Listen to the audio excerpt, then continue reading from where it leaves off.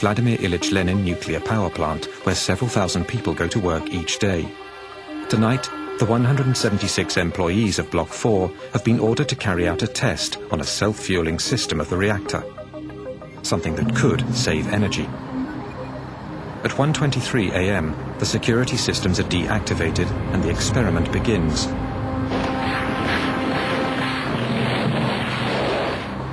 A series of detonations go off in the core of the reactor. While Pripyat sleeps peacefully, the floor of the plant begins to tremble.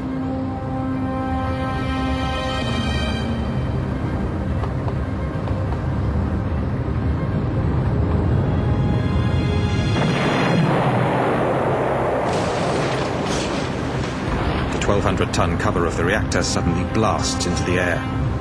An ultra-powerful stream of radioactive vapor releases uranium and graphite over hundreds of meters around the plant. From the gaping hole, a spray of fire charged with radioactive particles in fusion shoots 1,000 meters into the sky. The first firemen on the scene battle the fire without the adequate protective gear. They pour tons of water on this strange fire, but nothing seems capable of putting it out. They are all exposed to lethal doses of radiation.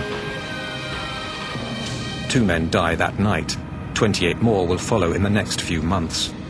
They are the first victims of Chernobyl. Nobody was prepared for such a crisis. For the next 7 months, 500,000 men will wage hand-to-hand combat with an invisible enemy. By early morning, the clouds are already being contaminated by the radioactive column rising 1,000 meters into the sky.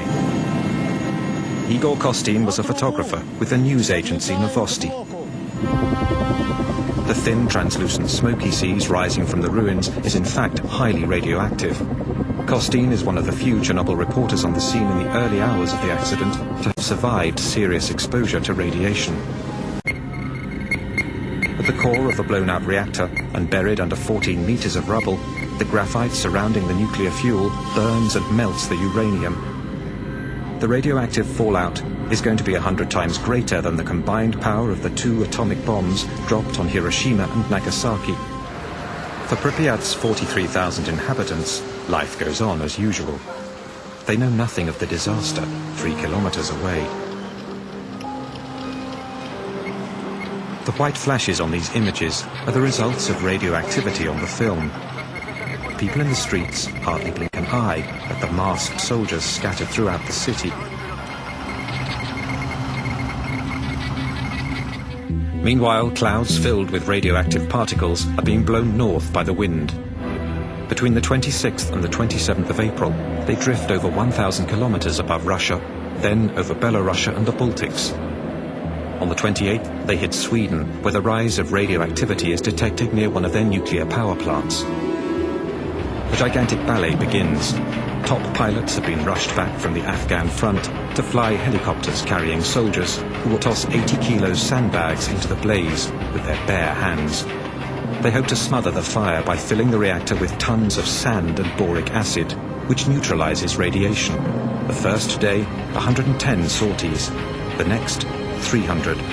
The radiation level above the reactor is over 3,500 roentgens, almost 9 times the lethal dose. Some of the pilots make up to 33 flights in a single day. The cement slab below the reactor core is heating up and in danger of cracking. The magma is threatening to seep through. The water the firemen poured during the first hours of the disaster has pooled below the slab. If the radioactive magma makes contact with the water, it could set off a second explosion even more devastating than the first. The ensuing chain reaction could set off an explosion comparable to a gigantic atomic bomb.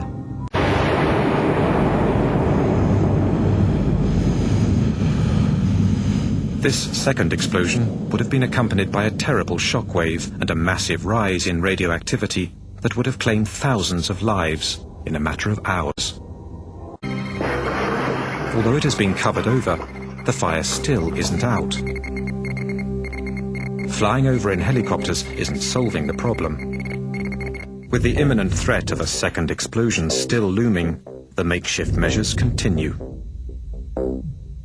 Although the fire is now being kept in check, The breach and tons of highly radioactive rubble lie exposed to the elements. It is of the utmost urgency to cover the broken structure and clean up the zone. But for that, more men will be needed, many more men. 8 weeks after the explosion, the liquidators tackle the heart of the problem. In order to neutralize the toxic waste for the long term and prevent it from spreading even more, the entire blown-out reactor has to be isolated. Lev Bolchakov was one of the engineers who designed the enormous structure that would entirely cover the fourth reactor. A sarcophagus of steel and concrete, 170 meters long and 66 meters high. It is an enormous challenge. How do you build a monumental structure in a place where humans can work for only a few minutes, or even just seconds at a time? This utterly new situation will require more improvisation from the liquidators and put more lives at risk.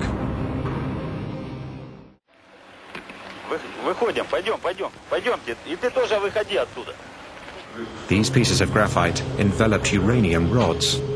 They've been blown from the reactor during the explosion. One single piece gives off enough radioactivity to kill a man in less than 1 hour. They absolutely have to be gotten rid of before construction continues. Robots are sent onto the roof to shove the lethal debris over the edge. 60 meters below, other robots gather it up and bury it in ditches. But after a few days, the ambient radioactivity begins to affect even the machines. Their electronic circuitry can't hold up. They go berserk and break down. On the roof, robotic machines are no longer an option. Men will have to replace them. Russian soldiers, nicknamed bio-robots for the occasion. General Nikolai Tarakanov is in command of the operation and personally oversees every detail, down to the hand-sewn lead suits that every soldier is forced to make the night before the attack.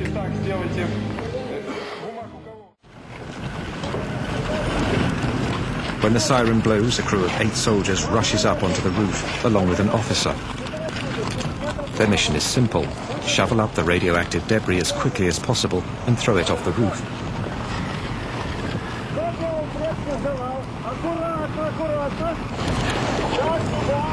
According to General Tarakanov's calculations, the level of radioactivity, estimated to be 7,000 rongens per hour, only allows the bio-robots 45 seconds on the roof.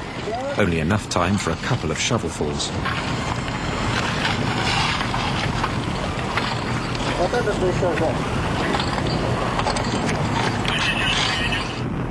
Some, like Igor Kostin and Konstantin Fedotov, went up on the roof 5 times.